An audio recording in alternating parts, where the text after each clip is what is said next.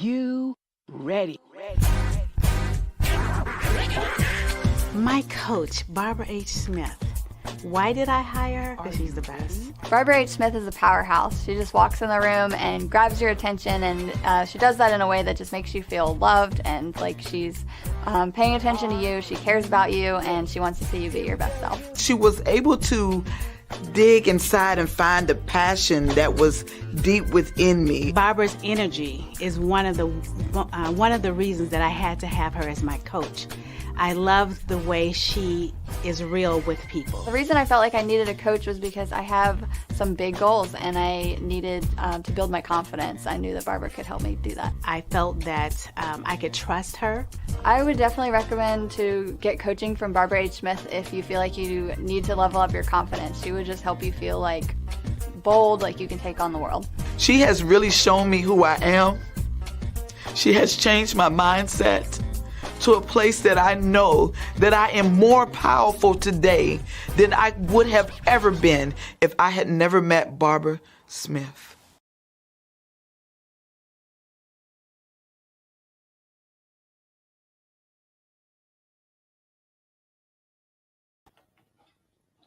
Here we go. Here we go.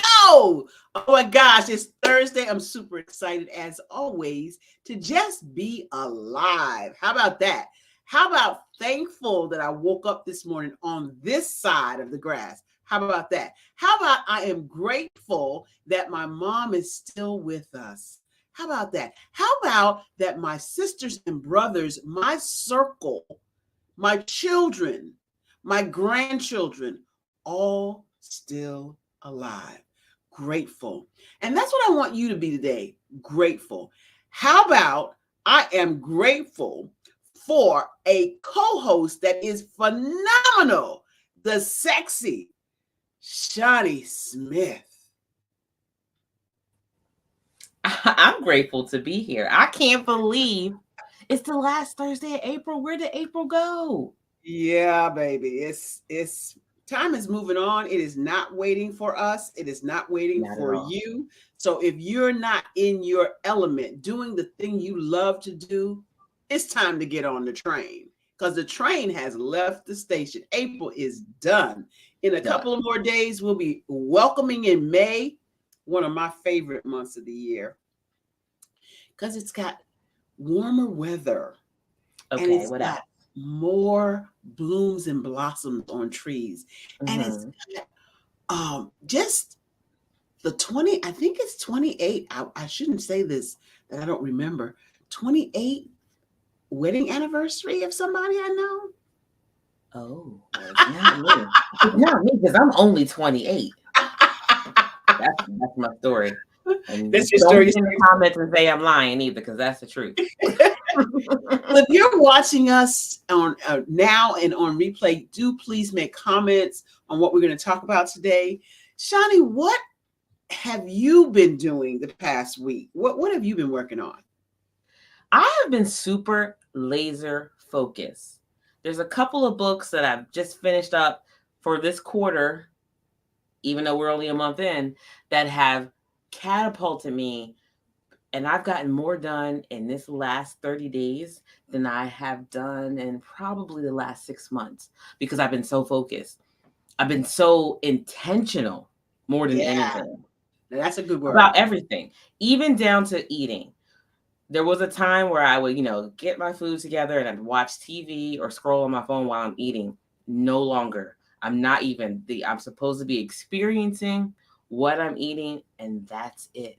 So it's all about intention, connection, and that other big C I love, collaboration.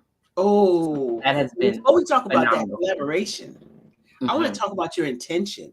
Your intention has caused you to do something huge. Tell the people about that. Well, I'm just saying, my connection with God. Oh, our producer in the background says I'm only 22. No, I'm 28. I'm 28. We'll go with that. But my intention so far with my nutrition has been like so explosive because all this time I've tried every single possible diet that I either thought about or could afford, right? Including everything down to B12 shots, okay? From Nutrisystem, Jenny Craig, Weight Watchers, Keto, Atkins, Suzanne Summers, cabbage soup, whatever. I tried it. But I never tapped into the divine power that I have from above. I literally just say, you know what? God, I'm going to need help with this. Yeah. It was as if he was like, it took you long enough. You done spent so much time and money wasting time when I could help you. And literally when I tapped into that, it's been so easy. So easy. I mean, I used to feel like I was sacrificing to try to hit a goal. Mm-hmm. Now here I am down 27 pounds in Wait, what? Yeah. 27. 7 pounds. Just 1 pound less than my age. Don't you laugh. In 2.5 months without anything major changes other than the overhaul. No. Don't tell that. You definitely did some major changes. Talk about the major changes. I shouldn't say that. You're right. It's major change, but it wasn't sacrificial for me because I just gave it all to God. Right. So I actually went vegan and gluten-free. So no dairy, no meat, nothing with parents, literally. And really no white stuff. No sugar, not white potatoes, not bread, not rice. And normally that's a sacrifice because I love bread. And I would always say, I'd be vegan, but I love chicken wings. And I just decided that I'm no longer going to be a slave to chicken wings or brownies or anything else. I'm not. Those are things that were crutches before. So when I have those cravings, which I really don't anymore, but when they come up, I'm just saying, God, you see, he trying to mess with me, right? Tell him bye. And so what do you do? Do you just not? I mean, sugar is like a big thing. It's so addicting, and it's so addicting that when you eat it, you want more of it. So how do you? It's almost like cocaine. It is crack. So how about how do you get away from eating sugar when you have it in your system and you want it? I decided to go on a 3-day fast. It wasn't really necessarily I decided 3 days. I said I'm going to do a water fast and I'm just going to pray and meditate. And God, when you tell me it's time to eat, then I'll eat. I didn't have any headaches, any normal withdrawal symptoms that I've had before. You drink coffee? I don't drink coffee. That's when I did drink coffee, I drank it like it had to be a melted milkshake, like it needed to be so much sugar.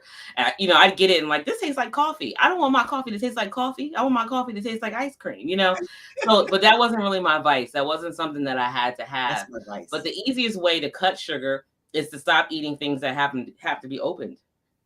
Have to be what? Because opened. If it's in a package, leave it alone. Make all your food. Then you won't have to worry about if there's salt in it, is there sugar in it, because you're not going to put it in there. So you can eat fruit in places when you want a craving. You have a sugar craving. Go eat an apple or banana or an orange.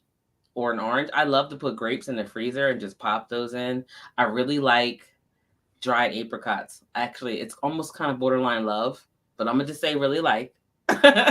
But for me, that's like a fruit snack, and just to have like 3 of those or a couple dates, or I'm really over it, because what it really was, when you're craving sugar, you're kind of craving love.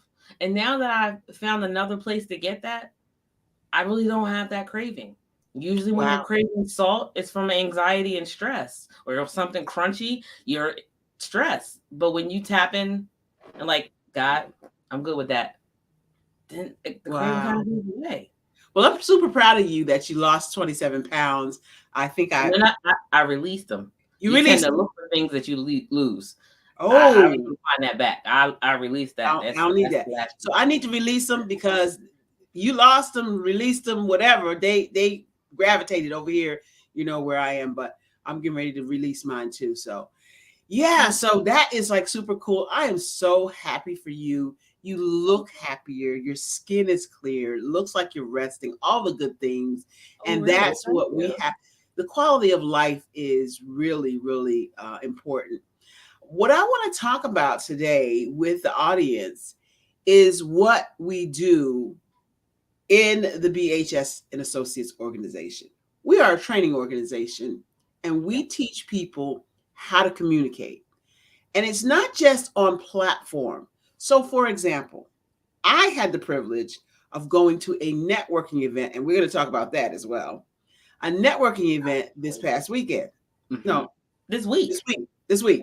This is Thursday. This week.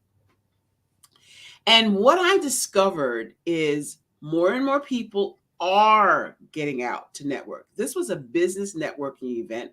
And so that's why it was in the middle of the week, because typically business owners can, if their business is running properly, take off a couple of days to go to do some self-development. Hear me again. Self-development as a business owner, which is a very lonely place a lot of times. An entrepreneur has a very lonely life. People don't quite understand how we think, but you still have to pour into yourself information that you might not otherwise know. And so at this event, it was phenomenal. The numbers of people that I met, and not just meet, but quality conversations, people whose businesses I could help, and people who have businesses that could help me. That's what's important. When we go out to networking events, the old way I used to network is, here's my business card. Like, it was like dealing cards at a poker game. And then you I would get back home and look at the stack of business cards and not even remember half of the people whose cards they belong to. So that is not how we network anymore. And I use a Les Brown acronym, OQP. I am only looking for OQPs. You know what it is, Shawnee. What is it? Only quality people. Only quality people. That's right. And what is a quality person? Well, every person that God created is a quality person, but we're not talking about it in that vein. We're talking about it as, who can you help and who needs your service? Or who can help you and whose service do you need? And I had so many OQP conversations yesterday. It was off the chart. But that's not all there is to networking. In the networking mantra, the fortune is in the follow-up. Let me say that again. The fortune is in the follow-up. So it does no good to first not go to the networking event. It does no good to go to the networking event and gather all of these cards and have no real quality conversations. We had some during lunch, during break. Some of the presenters even encouraged us to talk to the person next to us. Some did exercises where we talked to the person behind us, in front of us, on the side of us, and tell them something vulnerable about us. That was huge for me. Mm-hmm. So this whole time, I am a speaker, I'm a platform presenter, and I typically just present information. I do storytelling, but I'm excuse me, I have not been really vulnerable with my stories. And when the gentleman who did the storytelling with vulnerability, it took my brain to a whole nother level of presentation. So I got to talk to him after. I got a chance to talk to him after, and it was really, really good.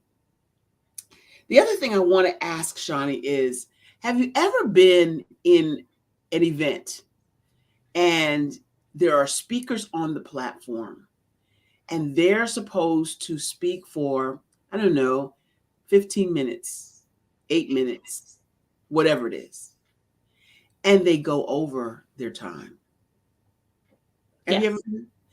What do you feel about that? How do you feel when they do that?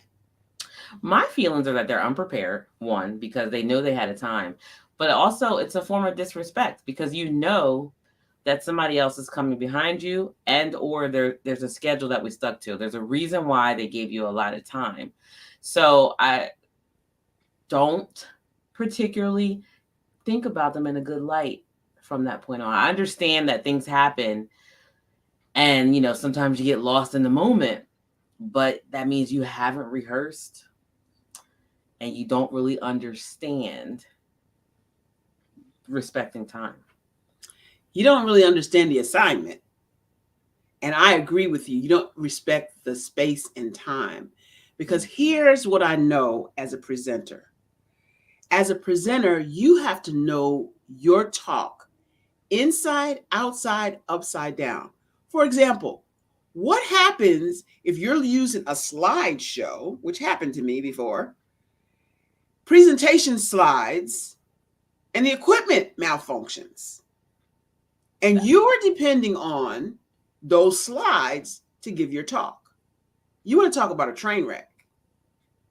I was in an event and I had gone, which I typically do, the day before to do a site survey, check the equipment, which is what I typically do, and make sure that the lighting is right. Make sure where am I going to stand? Make sure that the microphones are reaching where I need it to reach. Doing the site survey. Mm-hmm. Everything was perfect. Everything was lovely. Everything worked. The following day that I went to do the presentation and stood up to speak, the bulb on the projector died. You're like, you got to be kidding me, right? Right. But fortunately, as a professional presenter, I knew my presentation inside out. And, oh, by the way, I had a backup plan. I had printed my slides for the audience already in advance to give them something to write on. And so I just used that as my slide presentation. Very smart. So they didn't miss a beat. Okay. But that's one technique of presenting. Presenting. The second technique is I knew, and I always know, places, milestones, project places in my talk. So that if I have to eliminate something, I can just pitch that part of it and still keep it rolling. That's a professional presenting tip. You got to know where in your talk you can either expand or contract. Okay. You got to know, because you never know what's going to happen. You never know if, like this week, someone's going to go over and into your time. Mm-hmm. That's then it would just trickle down. Yeah, it's a ripple effect. Mm-hmm. So this person threw the schedule off. The host was livid, and that will make a host livid. Now, Dr. West says this: it's one thing to be invited, but it's a whole nother thing to be invited back. Do you think this person's going to be invited back? No, probably not, because they didn't just take the liberty of 2 minutes or 3 minutes. They took an entire 25 minutes over. Oh, no. The host was livid. I mean, livid. As well, he should be. So I'm saying to you as a professional, if you're just learning how to present, that's one of the things you never want to do. You want to time your talk. You want to time your, as a matter of fact, for TED Talks, I think it's 8 minutes. You got 8 minutes, and it's you get cut off. Your microphone gets cut off. Now that was a concept. They could have just shut her mic off. That would have stopped the show. I would have thought that would have been so embarrassing as well. Right. But and that would have been a mistake she would have never, he or she would have never made again. That was a strategy they could have used. I didn't think about that. I might have to use that when I'm hosting events. And I'm not playing. Oh, well, I'll make sure I time my talk then, because I don't want that to happen to me. And speaking of events, let's talk about what's coming up. What do we got going on? We are doing, I'm so excited. We're publishing this weekend or first thing on Monday morning, the schedule of what's going to go on for the October 13th, 14th, and 15th. Sisters Empower Sisters to Advance.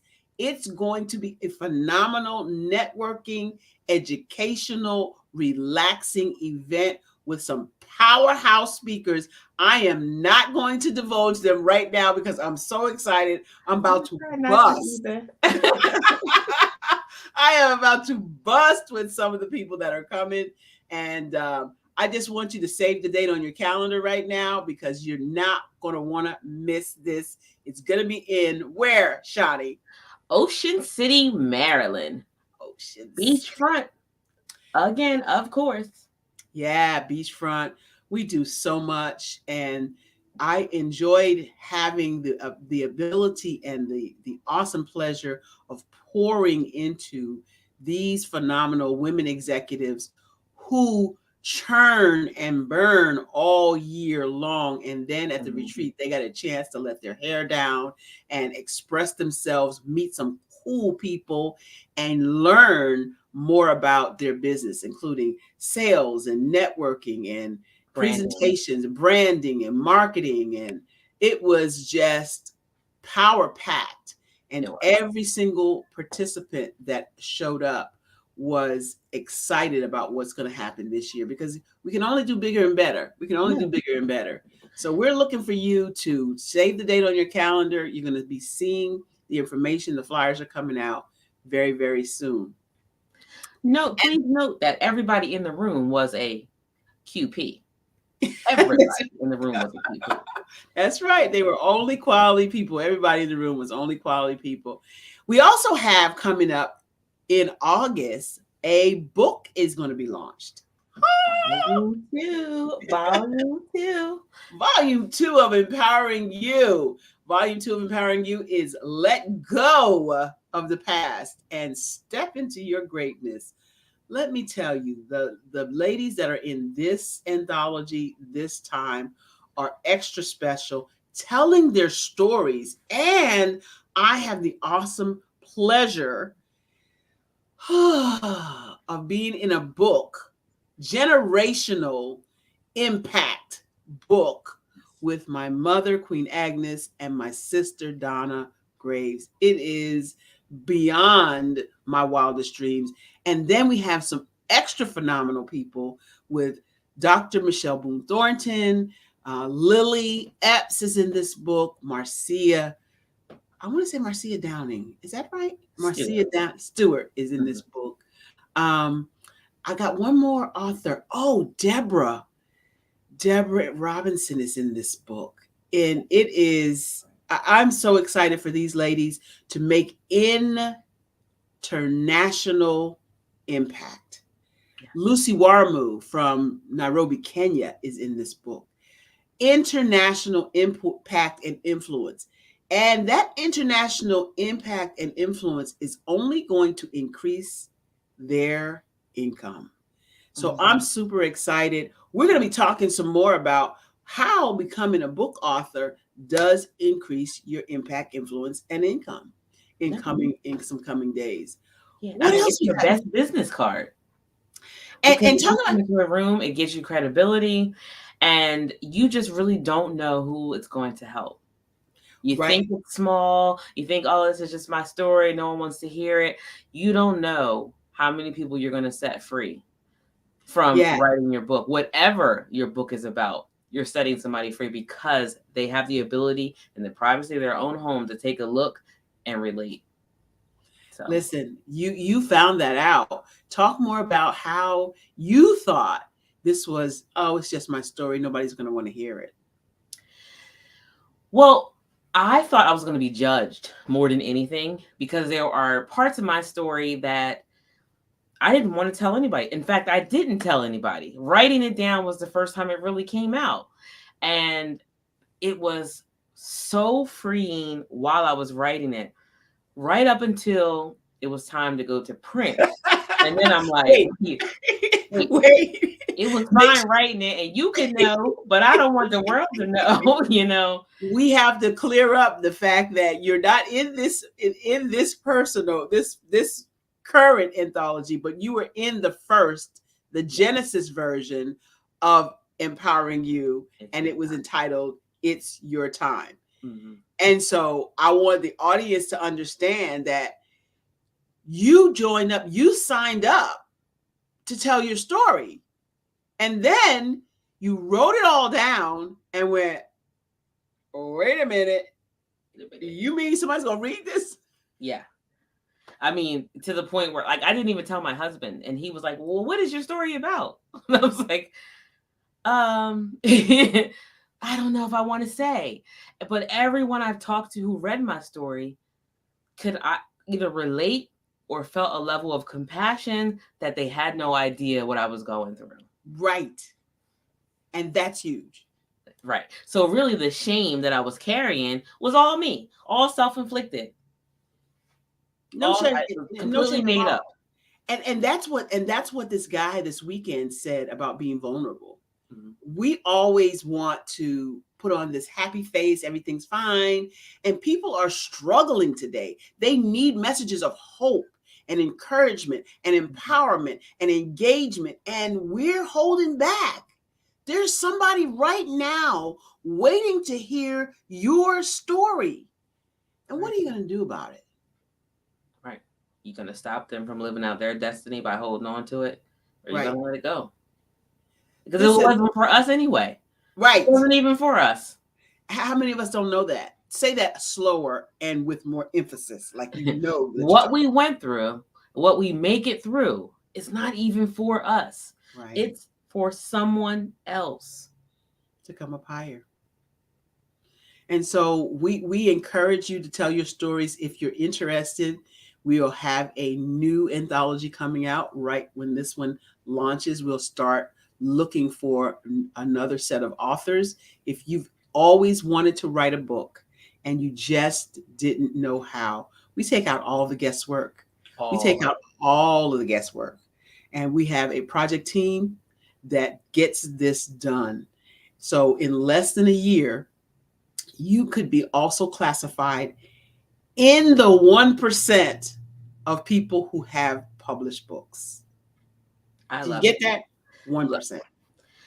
It takes away the procrastination because you have the support. There's no guesswork. How do I do this? Does it look right? We have an editor. Everything has been taken care of for you.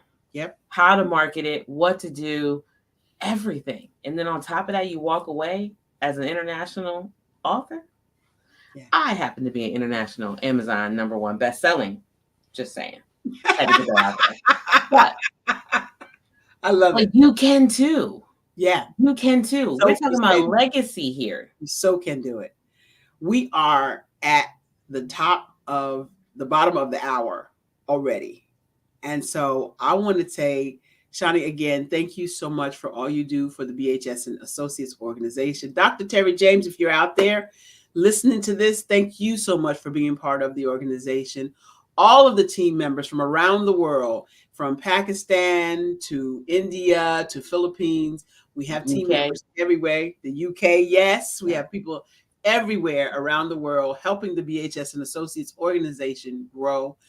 We're coming up with some new ideas and items for you to take part in growing your life and growing your business. If you want to be a part of this show, a guest on this show, what would you do? I would say you want to email me at support@barbarahsmith.com. But I think there's a way that you really need to get your story out. And I think you really should go ahead and get yourself on the calendar. We can let's chat at bit.ly/BHS chats. It's capital BHS, lowercase chats. I think you need to get on the calendar because I know you do. Somebody is waiting for you to be able to articulate your story so you can free them from what they're dealing with. Yep. And that's our time for today. Thank you so much, Shani. Thank you, Mark Lee. Thank you so much, audience, for watching. Make sure you subscribe. Make sure you press that notification bell so you won't miss the shows. And make sure you tune in next week. After our show comes another show. I can't remember the name. Oh, my gosh. What's Mark Lee, let me know in the chat I want to shout out Wall Street Hackers. Yes. Wall Street Hackers is coming right up right after our show. Please don't go away. We are out of here. I don't have my watch today, but you know what time it is. It's time for you to step into your greatness because the world is waiting for you. Bye-bye. I am a child of the Most High God. He has gifted me in ways that I could not even imagine and didn't know.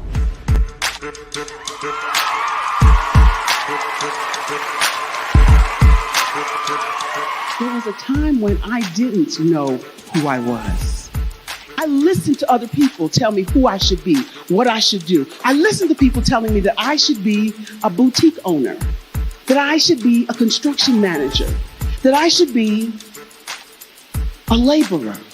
Have you ever felt like you should do something else, be something else, go somewhere else, be wherever you wanted to be, and you felt like you were in a box? Anybody in the room?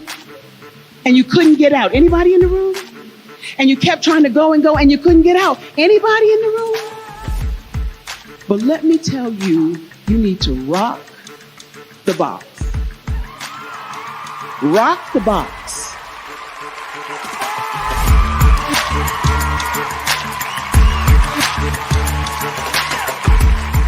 I am engaging, inspiring, and empowering.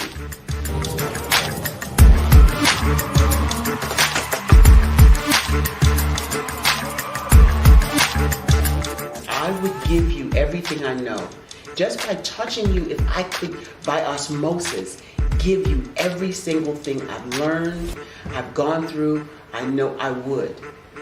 We know that's not possible, but as it is possible, I love to share information with people. Some of you out there, people have told you that you can't be, you can't have, you can't do.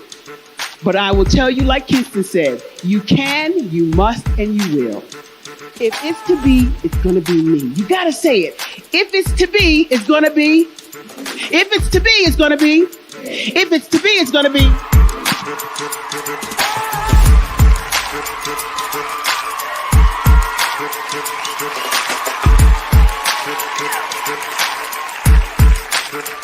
Barbara is because she believed what her mama said about her and not what other people told her. Every day you wake up, when you're in a situation, it's your choice whether it's an advantage or the disadvantage. She gained her confidence and her life, and now she is a testimony. If I can help you elevate yourself, then I feel like I'm elevating my own self as well. What you know and I know together can change the world.